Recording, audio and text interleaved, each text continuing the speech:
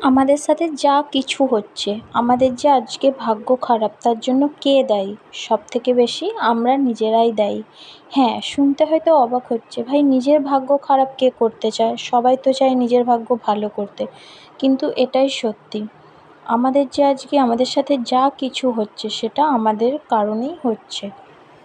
আমরা সবসময় কিছু না কিছু ভাবতে থাকি, সেটা ভালো কি খারাপ সেটা বিবেচনা করি না। আমাদের অবচেতন মন, সাবকনশাস মাইন্ডে সবসময় কথা চলতে থাকে। সে আমরা যতই সচেতন হই কেন, ৬০,০০০ চিন্তাধারা আমাদের মধ্যে আসা এটা একটা স্বাভাবিক বিষয়।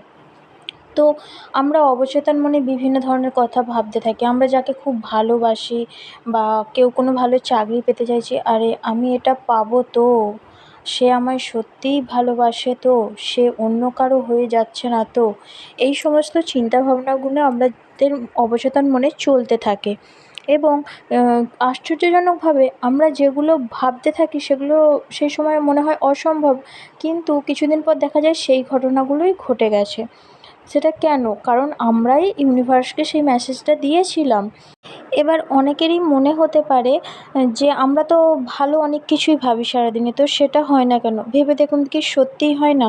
যে চিন্তাভাবনাটা আমরা পজিটিভভাবে করি, পজিটিভলি করি সেটা কিন্তু আমাদের সাথে অবশ্যই হয়। কিন্তু কোনো চিন্তার মধ্যে যদি কোনো নেগেটিভ ভাবনা থাকে সেটা কিন্তু আমাদের মধ্যে হওয়ার চান্সটা খুবই কম।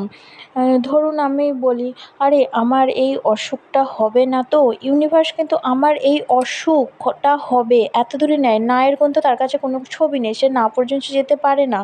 তাই আমরা যখন বলা হয় কোনো কিছু অ্যাফার্মেশন দিই বা কোনো কিছু ভাবি সেটা সবসময় পজিটিভলি ভাবা উচিত। আমাদের অবচেতন মনে কী চলছে সেটার দিকেও আমাদের নজর দেওয়া উচিত। আমাদের সামনের ব্যক্তি যখন কোনো ভুল করে তখন তো আমরা তাকে থামিয়ে দিয়ে বলি, ভাই তুই এটা ভুল করছিস, এটা করিস না।